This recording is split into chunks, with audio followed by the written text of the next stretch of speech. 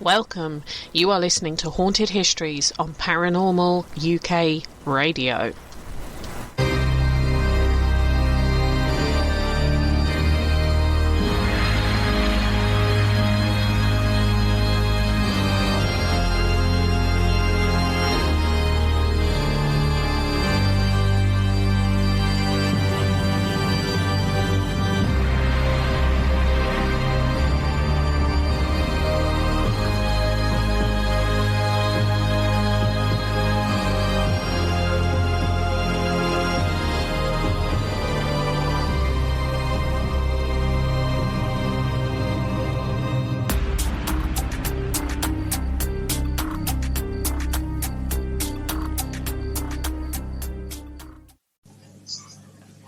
And hello, everybody, and welcome to this episode of Haunted Histories exclusively on Paranormal UK Radio. I know I say this every single show, but how are we all? I hope we're well. I know there's been lots of stuff going on in the world at the moment, and I'm hoping all this sort of, for want of a better term, antagonism about everything and anything is going to lead towards a quieter rest of 2021 going forwards. But I've been very busy, as most of you can probably tell. I was on the Festival of the Unexplained, so it's online Paracon the other weekend, where I did a talk all about the British school. The British Schools Movement, whatever you want to call it, specifically the museum that's in Hitchin, which my new book, which is out now, called Paranormal Playtime, is all to do with. I will be doing a bit of an announcement on my Facebook page as if people want a signed copy directly from me. So just bear with me on that, because I'm just waiting for Amazon to get through some decent copies for me so that I can start sharing them with you all. I also did an interview with the two lovelies from HAPRC on Tuesday. We were talking about haunted airfields, and I think my favourite comment of the night was somebody turning around saying, "Listen to her, I love this woman." That was one of the comments that was left, and it did make me feel all warm and fuzzy. And anyone watching it, I promise I was stone cold sober. That what you saw me drinking was lemonade. It wasn't pure vodka or gin. I do promise. Not sure what I've got coming up over the next few months. Who knows? Who knows what's going to be happening? All I know is I'll be hopefully doing loads of new podcasts for you, loads of blogs and everything else over on the Haunted Histories page. Well, this show, I rarely do sort of purely history shows, because I know a lot of you are interested in the paranormal, but I also know a lot of you are interested in some of the history stuff that I can talk about. And my guest tonight, her and I have been talking about this subject that we're going to be discussing for quite a while, actually. When I first started saying that I was thinking of writing a book about workhouses, and specifically the Victorian workhouses, she started telling me the story of one of her family members. And we kept chatting about it, and then more and more came to light. She started giving me more bits, and I thought she also said she'd like to come on and do a show about it. And I thought, well, I'm going to get to talk about workhouses in World War One. And it's the show's called From the Workhouse to World War One.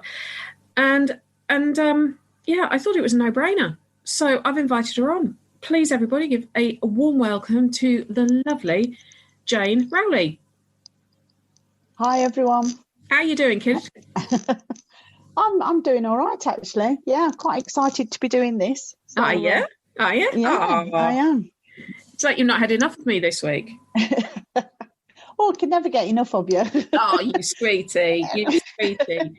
Oh, now, it's always interesting, though. So the chats we have are just so interesting that you just, I tell you what, I actually did a work seminar yesterday, and it's one of the, I'm not used to doing these sort of virtual presentations because I can't see people. I'm used to sort of standing up in front of people so I can gauge whether people are bored.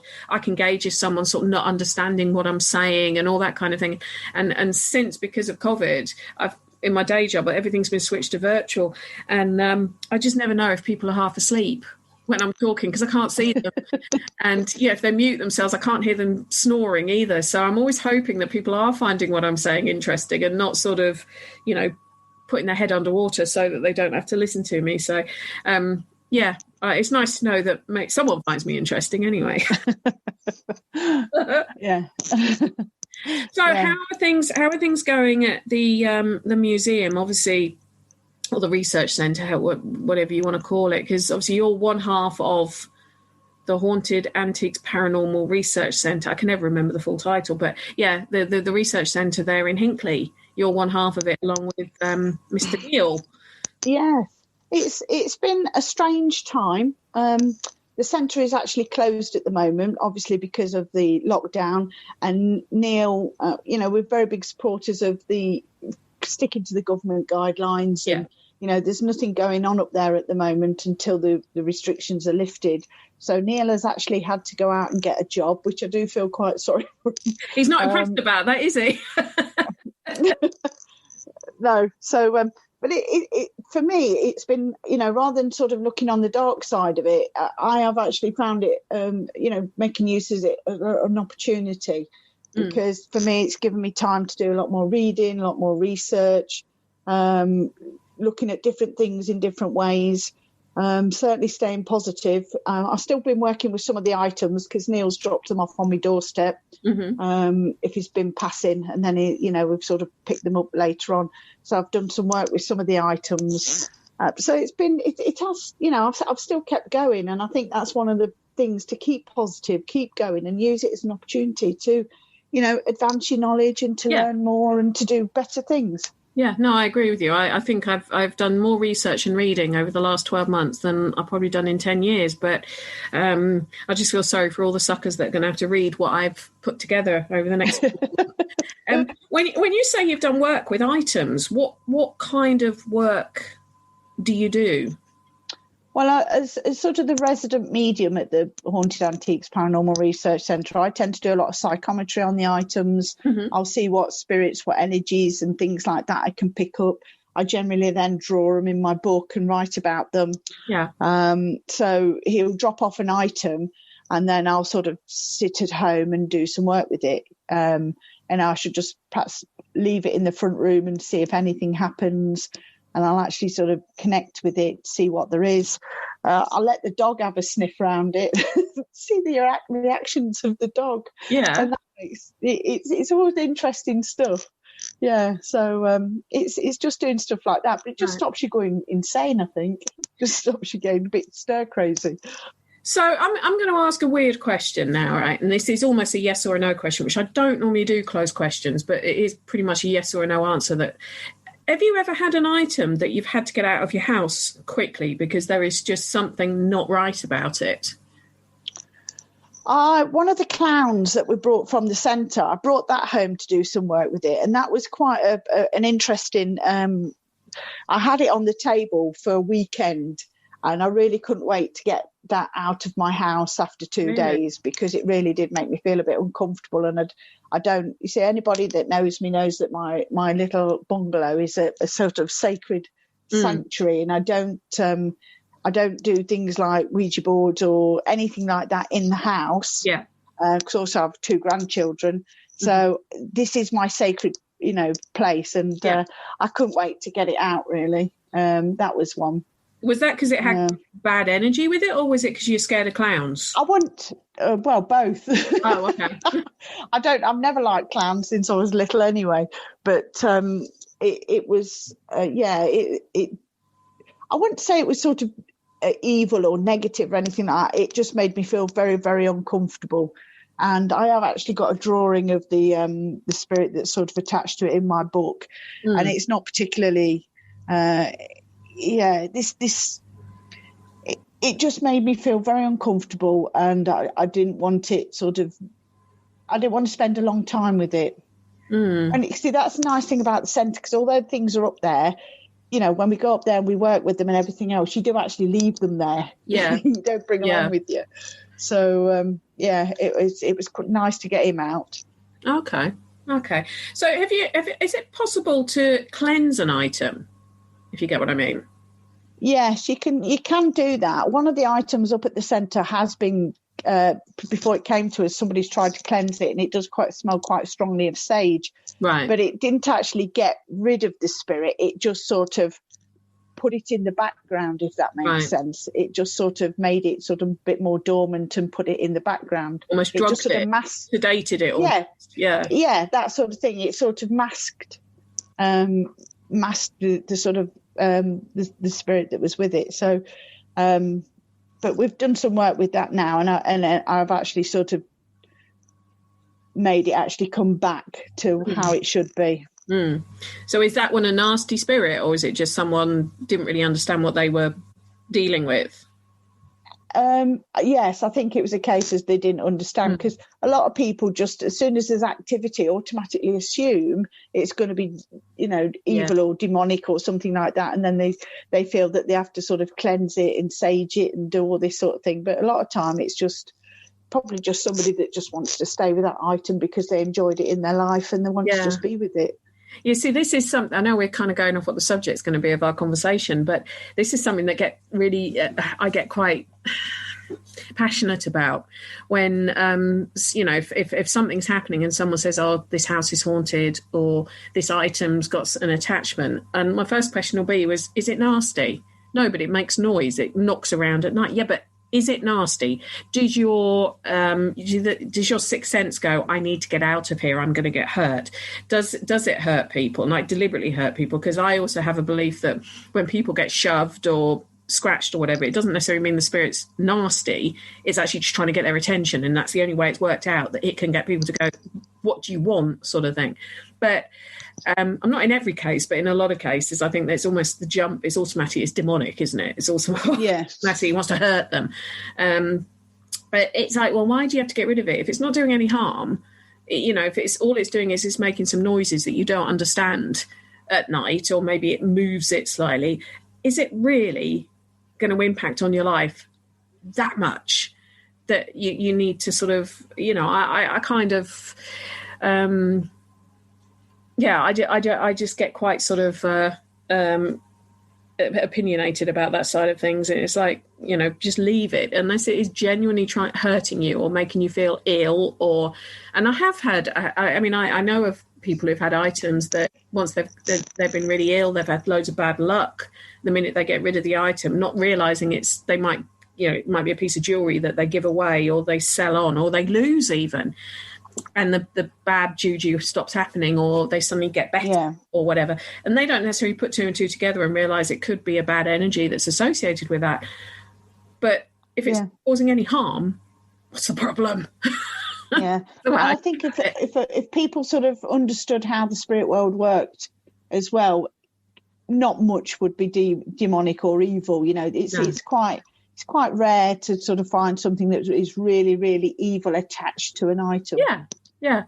I mean, my theory is when I'm talking to someone who's not necessarily from this field, and they'll sort of say about, ghosts are evil, ghosts are this, and I say, right, we kind of work on the principle that a spirit is somebody who's passed from a previous life. And I'm sort of oversimplifying this because a lot of the people I talk to about this they don't know the terminologies and everything. I say it's a person who's passed from a previous life, yes. How many people do you meet on a day-to-day basis, or you just walk past in the street who you think really want to hurt you? Like they're just going to take one look at you and say, I want to punch you, or I want to stab you, or probably not that many. So why do we think that every single spirit is going to want to hurt you? Why don't we just think that maybe they're just a bit annoyed about something, or they're just trying to get your attention, or they're just having a bad day? It doesn't mean that every single spirit is going to be the only spirits that tend to sort of stay with us, for want of a better term, are those that have got an attitude issue, an attitude problem, or just plain nasty. And I kind of, once I sort of say that to people, they start thinking, well, actually, you got a point there. And, I kind of try and sort of, make them look at it in a different way, get out of the Hollywoodization of it, that ghost equals nasty, and start thinking, well, it could just be someone who still wants to hang around. Or it could just be a family member. I mean, particularly now in this time of lockdown where people are feeling a lot more depression and anxiety and this sort of awkwardness or whatever, family members in spirit will be coming around people to try and help them and help them heal and to try and bring them some sort of comfort or peace. And, you know, a lot of people have started to notice more and more activity in their own homes. And it is more than likely just a family member coming round to try and help you. And it's not, you know, it won't be anything demonic or evil, you know, and this is part of what the spirit world does. You know, they heal and they come to comfort people. Yeah, which I think more people understand that, the less scared they will be, and the less, it's interesting. But as a medium, and this is another thing that I was having a conversation with a complete stranger about on Facebook, as you do, and the conversation was getting a bit sort of, I didn't have an opinion either way. I was more interested in what the two warring factions of this conversation were thinking.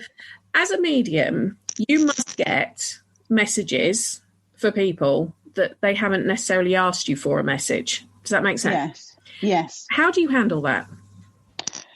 One of my relatives have come through to you now as we're talking. Yeah. You know, say my grandmother was trying to say to you, look, can you just tell Penny this? Can you just tell? How would you handle that? Would you say after that we're finished, look, I didn't want to tell you at the time because we were doing an interview, or would you say to her, well, look, she hasn't asked for that message. I'm not happy passing it on. I think it depends because, you know, if you're in the company of that person, you can tell with their body language, or if you know that person, you know perhaps their thoughts on the spirit world. But I have in the past sort of said to, you know, perhaps even a random stranger, what are your thoughts on having messages from people who have passed away? And they'll say, oh, I don't believe any of it, bloody rubbish, you know, I don't want to know. In that case, I wouldn't sort of, you know, I'd just say, oh, I'm just interested sort of thing.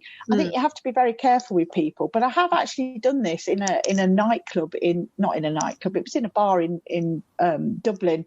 Right. We'd gone there for a birthday celebration, and I was just standing at the bar waiting to get served. And I got this message through. There was this lad standing next to me, didn't know him from Adam, and it just came through so strong about Grandad Pete, and you've got to tell him. And I just tapped this bloke on the shoulder and I just said to him, do you have a Grandad Pete? And he says, yes, I do. And I said, have you seen him recently? And he said, no, I haven't seen him for a while. And the message was, you know, he's got to go and see him. And I said to this lad, well, you need to go and see your Grandad Pete. I don't know why. I don't know, you know, just go and see your Grandad Pete because you really need to go and see him. And he just says, oh, okay, then I will do. And then he says, you want them medium things? And I went, yeah, I do. Yeah, I tried to be. So. Yeah. And I was then trying to just sort of play it a bit cool because I didn't want him to panic.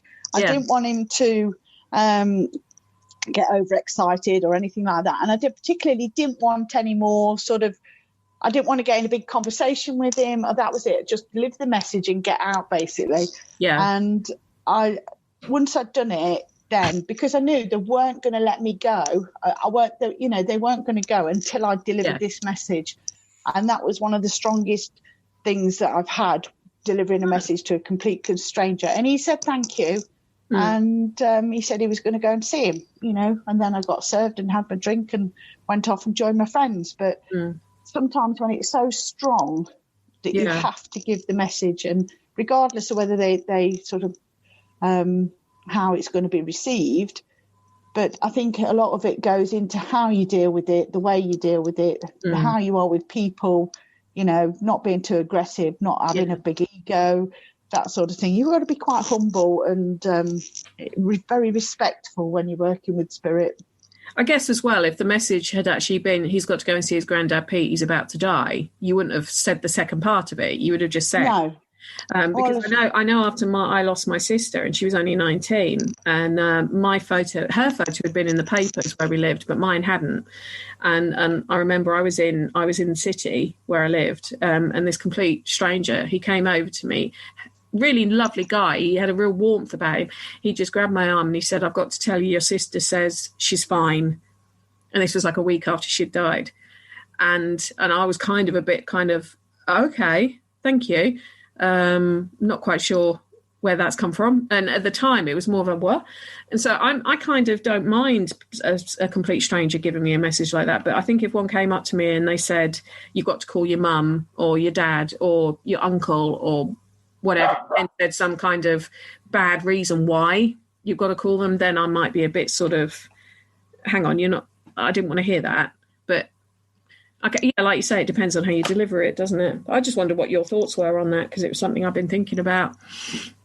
Yeah, I think as well with the message, you've just got to be diplomatic. You've got to have the respect, and obviously you're not going to give people bad news. But they didn't give me the bad news. The message was he's got to go and see him, and I don't know why, and I didn't really want to know. Yeah. That, but my job at that time was to just deliver that message to him and to make that connection. Amazing.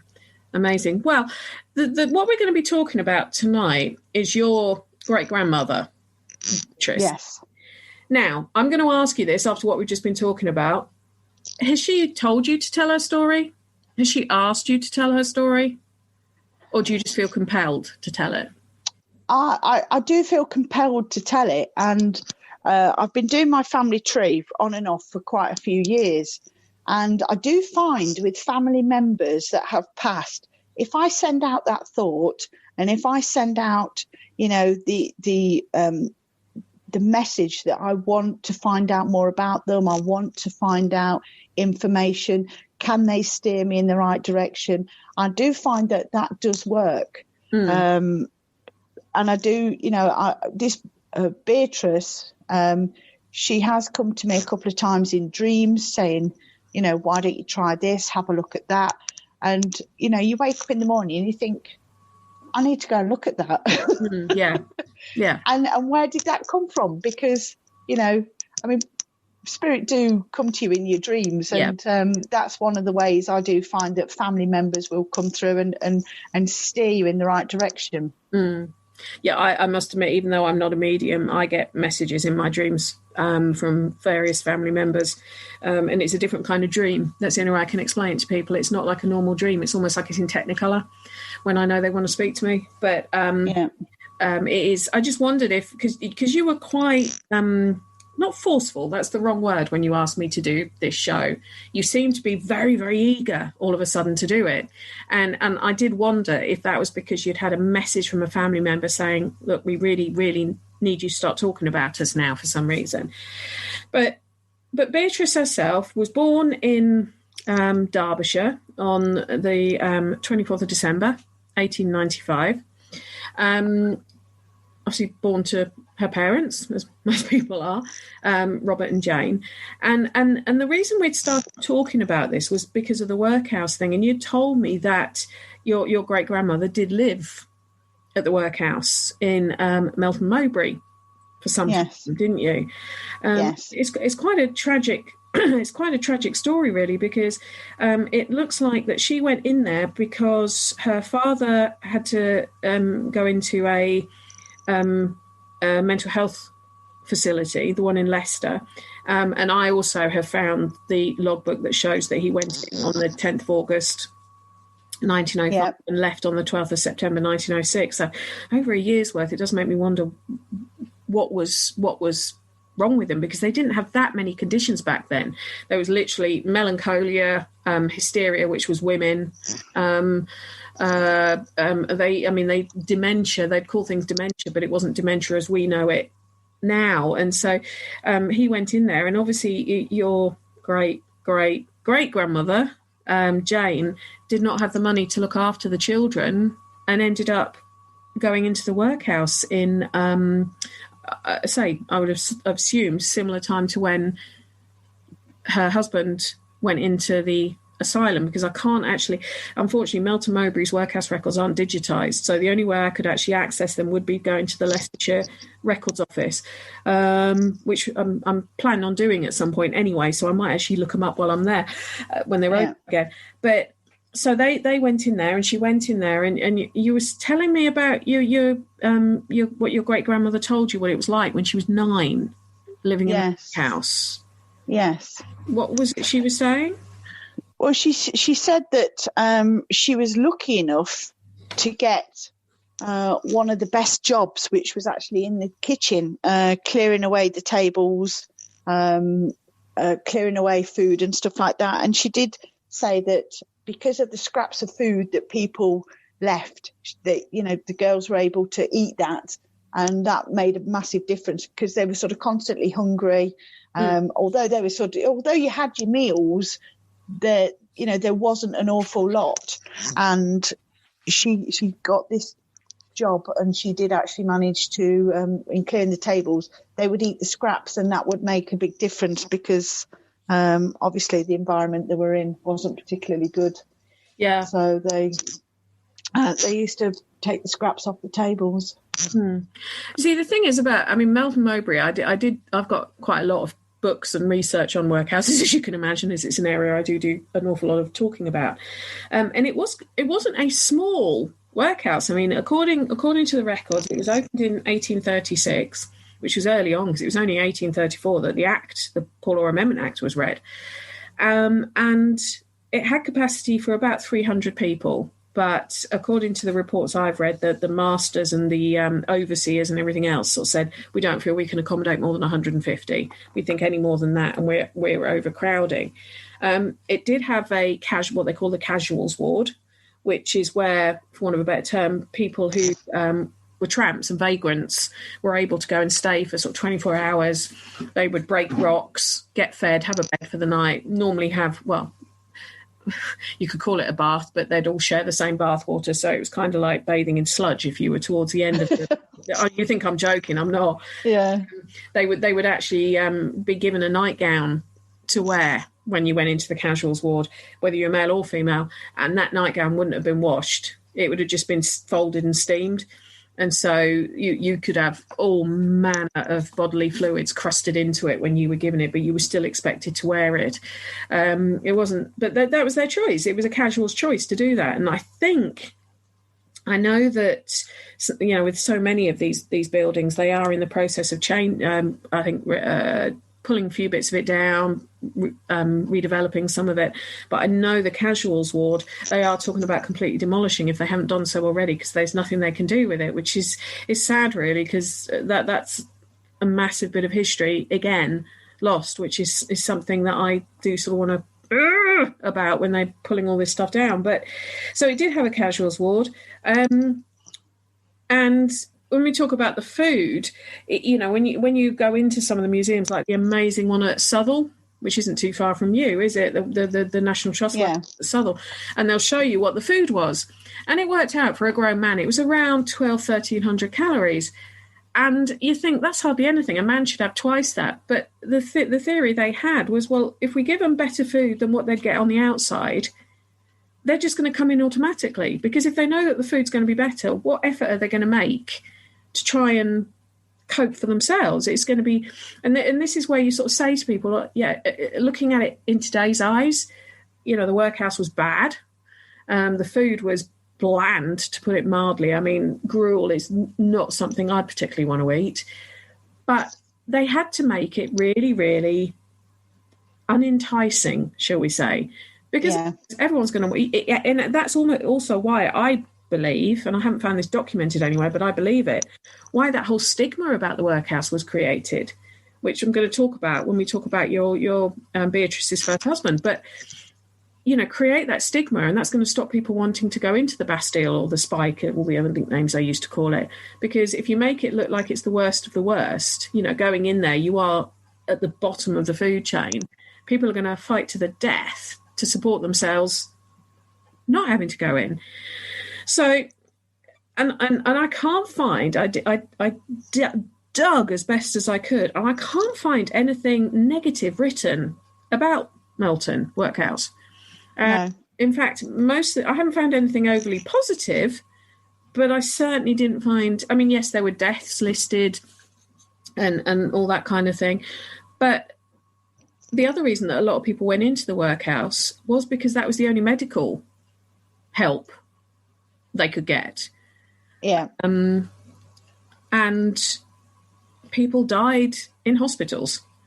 So, and actually, I say I've just compiled the 1911 census records, and I would say, just glancing at the numbers, the average age of most of the people in it was over 60. So these would have been people who you had no sort of pensions or anything back then. no welfare system. This was the welfare system. So these were people who couldn't work anymore because maybe they were too infirm due to age. Where else were they going to go? And they went to the workhouse. So do you know if Beatrice ever sort of said it was horrible, it was this, it was that, or was it just a nice place?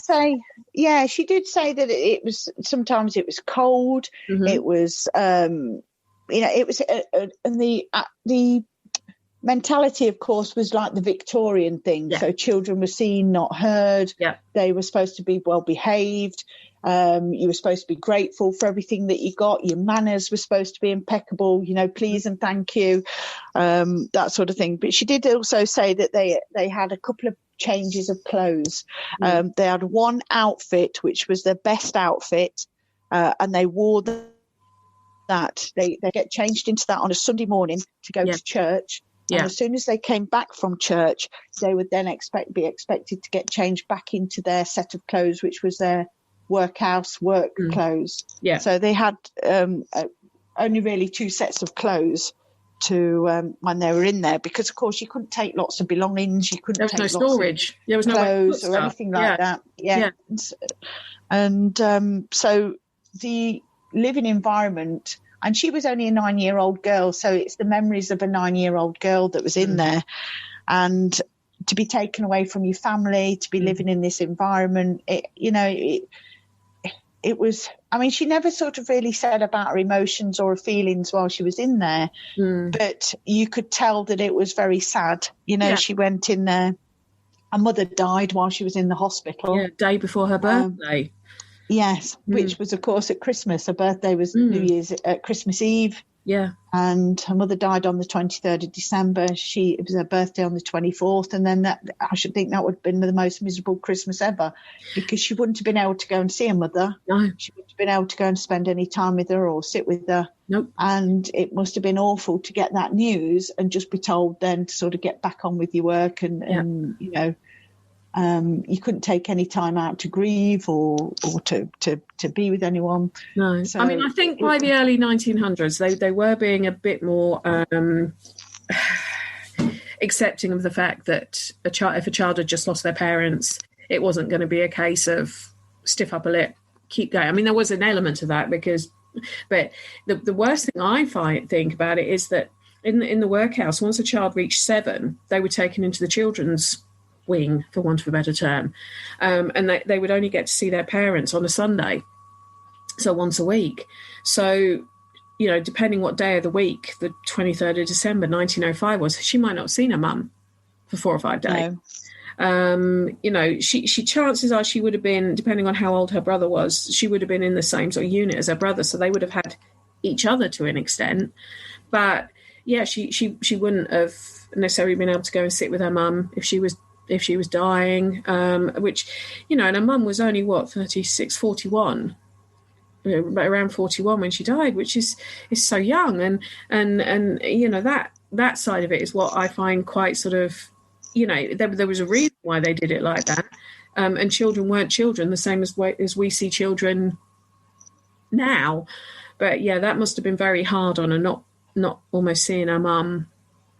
Yeah, finding out I'm not sure what her mum died of. I would have to see if I can get that death certificate, just as part of the information. So, because it is strange that she did die so young. Could have been anything. Could have been tuberculosis. Yeah. Could have been cholera. It could have been. You just don't know. But what sort of something about the workhouse that people maybe don't realise is. In when was it, 1904, because obviously a lot of people went in the workhouse to have a baby, because they for some reason they didn't want to have them at home, or single mums, that would have been another one. They would have gone in there because they wouldn't have had any support any other way. But in 1904, to try and start breaking the whole stigma of being a workhouse child, they actually changed the birth certificates so that it didn't show, so it wouldn't have shown, say, Melton Mowbray Workhouse. It would show an address instead that you'd been born at. So unless people knew what that address was, they wouldn't have known you were a workhouse baby. And I'm saying this because anyone doing sort of family research, if they can't work out what the address was, have a look and see if it was the workhouse for that area at the time, because they did that to try and help, children going forwards actually not have this, because there was a stigma attached to it. And like I say, I think that was partly because they didn't want to encourage people to use it. They wanted it to be the absolute last resort. And it does sort of make me wonder what position that Jane was in, with her husband in the mental asylum, knowing that she had no choice but to ask to be admitted, because you weren't forced into the workhouse. You had to ask to be admitted, and you couldn't just turn up on the doorstep and say, I'm skint, take me in. You had to go to the poor board first, who then had to say what your options were. And so, I just wonder what state the mum must have been in to make that decision. It must have been horrible for her, because it would have been seen as being shameful. Which I do think, we take so much for granted these days, don't we? We have the NHS, you have the support from the government, benefit, all that sort of thing, and at that time there just wasn't any. But I think if it hadn't been for the dad Robert going into the mental asylum, things probably would have been a lot different, because he was a pork butcher. Yeah, so he did a good job. That was a good trade, wasn't it? And it was one that everyone needed. Yeah, and he had, they were living in 1901. They were living in Nottingham. And he was down as working from home as a pork butcher. So whether he had a little shop there or, they lived in the premises, that sort of thing. And it's only a couple of years after that he goes into the into this mental asylum, and he's there for a year. And then they, was it that the business wasn't going very well? Did they lose the house? There's lots of things that probably contributed to that, because he did have 4 children as well at that time. Yeah. So maybe, he just couldn't cope. Yeah, maybe. Without trying to sound like I'm being rude or flippant, Robert, can you come through and tell us? It's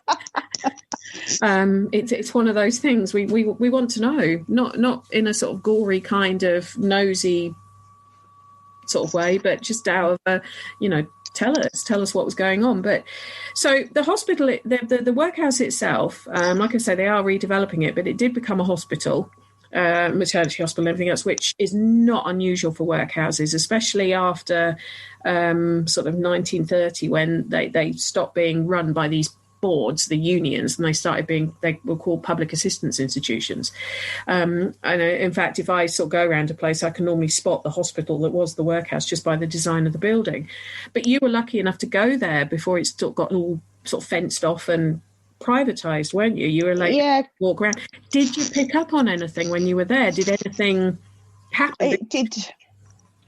Well, I went with my daughter, because she's obviously interested in this sort of thing. And we were able to sort of walk around, because the front of the building, the workhouse building, is still there. The hospital is sort of round the back. So although it's all boarded up, you could actually get up close to the building, and there is a sense of sort of melancholiness, that sort of sadness, although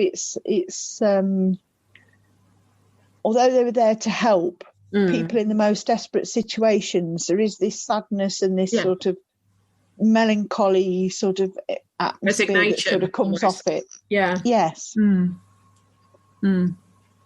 Yeah, that's the kind of feeling I've got when I've looked around them, that, like you say, even though if you look at it, rather than they were there to punish people for being poor, they were actually there to try and, give them some kind of sustenance. There is almost this kind of, I've given up. There's nothing. I'm at the bottom. I can't get any lower than this, which is sad, really. But that's what they were conditioned. That's what they were conditioned to be. So it became a hospital until relatively recently. And in fact, I do know someone who was born there as a hospital, and it's changing. But the next census showed her living with her dad and being classed as a domestic servant. But then what sort of I found interesting was in July 1917, obviously we've been at war for sort of 3 years at that point. She married her childhood sweetheart, William Dunkley, and you kindly sent me the wedding photo to have a look at. And you were telling me that the wedding itself, William's mum was not happy about it. She felt that her son could do a lot better. I hate to say it, as a mother of sons, you always think your sons can do better, no matter how great a girl would be. And I haven't even got mine at the age of that yet, but I think that is a mother and son thing. But she did feel that she could do better. And I do wonder, as I was mentioning about that, to do with the fact that her dad had a stint in a mental asylum, which would have been looked down upon. She had spent time in the workhouse. Her mother had died in the workhouse. So for someone who thought that they were quite good in society, shall we say, that would have been something to look down on, wrongly, but that would have been something she would have looked down on her for.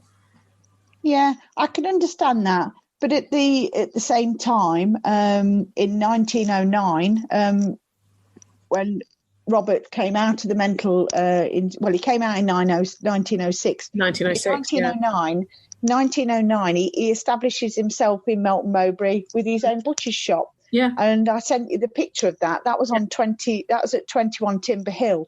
Those shops are no longer there because they were all demolished to make a road. But that shop was very, that shop was very successful. And there's in the doorway, you can see my great grandma. She used to work in the shop. She used to make the pork pies and the black pudding and all the things that sort of go along with the butcher's shop, the sausages and stuff. And that business was quite successful. So, and that went on for quite a long time. So, although they went through all this sort of bad time, there was then this good time, which was then successful. Yeah.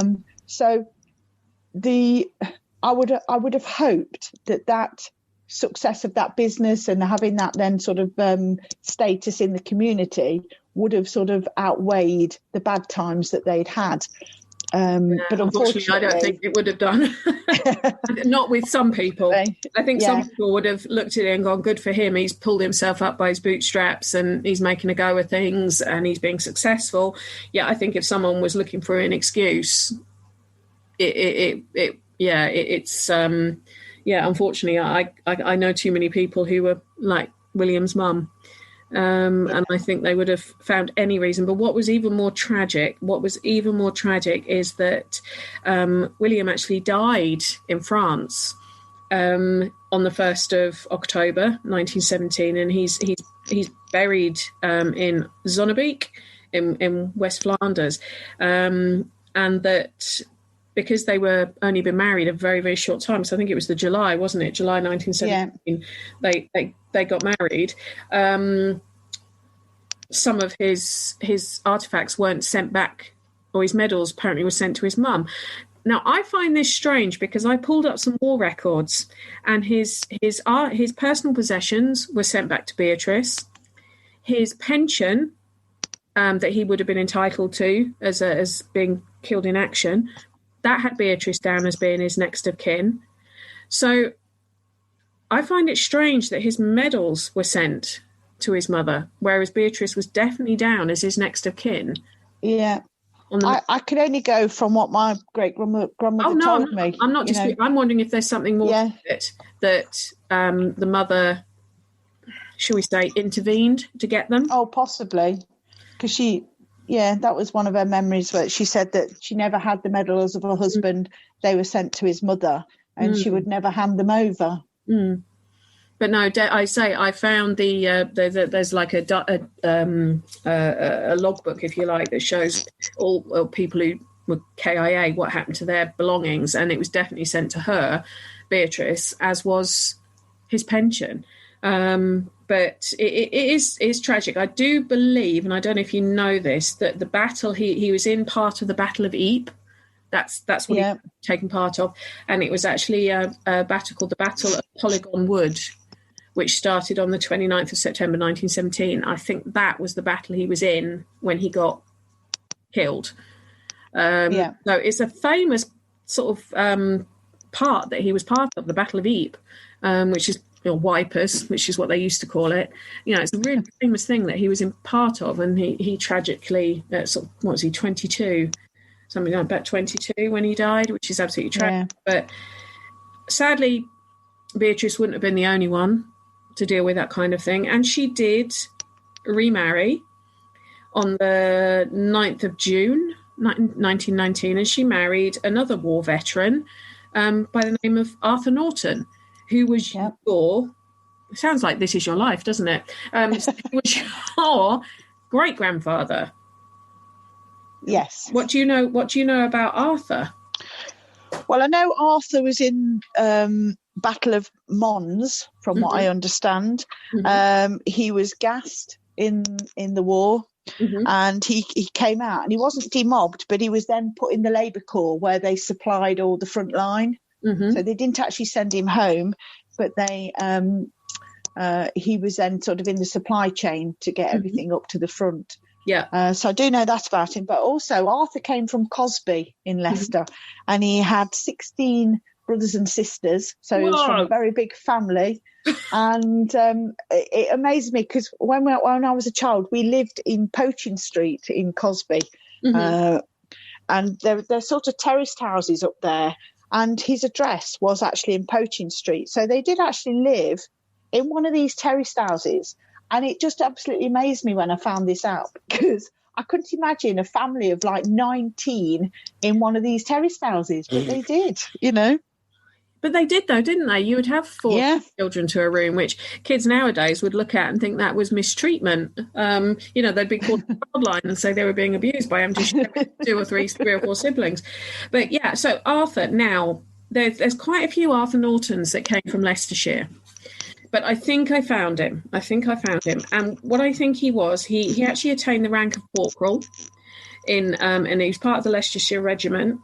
And on October the 7th, 1918, so just over a month yet before the end of the war, he was actually sent to Beaufort War Hospital, which is in Bristol, which he was being treated there for shell gas poisoning, because they did have a specialist wing at that one for shell gas. So he was transferred to Plymouth and sent to Beaufort. Now, interestingly enough, before World War One, Beaufort had been an asylum, mental asylum. But when the War Commission decided they needed more hospitals, and you can find loads of these dotted all over the place. In fact, stately homes would become sort of makeshift hospitals as well. It's fascinating. They wanted at least 15,000 places for hospitals in this country. We're not talking about the battlefield hospitals that there were, but we're talking about in the UK. So somebody had got what's called a blighty pass, i.e. they'd been sent back to the UK from the war zone. They redeveloped this asylum to be a war hospital to contain around 1,400 soldiers. So it was big. And then it became a mental hospital again after the war had finished. I think it was February 1919 it was shut. But what I found really interesting, I was looking at some statistics on this place, and I think your great-great-grandfather was in good hands here. I mean, he was only there for 2 weeks. He only stayed, 24, 20. He was released on the 24th of October. But they have, on the records for Beaufort, they have on their official archives that they treated over 30,000 soldiers throughout World War One. I mean, that's an amazing number. Yeah. And in that period, in that 4 years, when they were treating soldiers, they only had 164 recorded deaths. 30,000 soldiers, which I think is phenomenal. And of those 164, 30 of them were actually due to the 1918 influenza epidemic. Right. So their success rate of treating people, I think, is quite phenomenal, because, I mean, I do wonder if a lot of people would have died whilst they were being transported from the front or whatever. But over 30,000, and of that, 164 deaths is a pretty amazing statistic. So it looks like he was in a good place. He was in a good place to be treated. Now, you mentioned to me that you've been to Belgium. where William. Have you been to the war graves where William is? Have you done much yes to these places? Yes. When I was sort of researching this, there were 7 of my family members that went out to World War One, and Arthur and my other great granddad Cecil Brindley, they were the only 2 that came back. And when I went out to Belgium, there was a group of us that went, family members. And I went and visited all of their graves where I could. Because in some of the cases, the graves weren't actually in a gravestone, but they were just on the Tynecott cemetery. Not Tynecott. Teepval, yeah. They were just there. And we went to the Menning Gate as well, and listened, they play the Last Post every day. We listened to that, and it is a very, very moving experience. Yes. Yeah, very much so. It has me in tears. I'm just hearing it has me in tears. I can't imagine what I'd be like if I was actually listening to it live. So did you pick up on anything to do with your family when you were there? I did. There was one of the family members was in one of the medical posts. We found out which one. I can't remember the name of it now. But when they came from the front, they went to the medical centres, didn't they, where they could be assessed? And we went to one of those, and I did have lots and lots and lots of things coming through there. There was lots of voices, lots of people wanting to come through, and I just didn't really have the time to sit there and do what I wanted to do, because obviously we were in a group and we had to sort of it was getting quite late, so we had to get back, but I would really love to go back and do more work there, because I think these sites are just it's sometimes it's difficult to put into words about how the emotions and the feelings and the senses that you get when you're actually sitting in one of these places, because it just gets right to the core of your soul. It really does. Yep. Yeah, no, I've not been to a World War One site. I've been to a World War Two in Normandy, and I had to leave because I was overwhelmed. I just couldn't. I think I just sat there silently sobbing. I didn't even realise I was crying at one point. And some of the trenches are still there. You can still walk around some of the trenches, and the feeling and the sadness and the overwhelming sort of sense of death is even now, sort of 100 years later, you can still pick up the energies coming out of in those areas. Yeah, because it's just so the amount of human emotion that seems to be sort of embedded into these areas is just phenomenal, really. Yeah, definitely. And it makes you think as well that these were young men. I mean, we've talked about William. He was only 22 when he died. Arthur was a similar age when he was invalided back with gas poisoning. And you think of a 22-year-old having seen what they would have seen, having experienced what they would have experienced, and then they have to go on and try and live a normal life. I mean, from your sort of memories, from what you've been told, was Arthur able to live a normal life? Was Beatrice able to live a normal life after what she sort of her early years?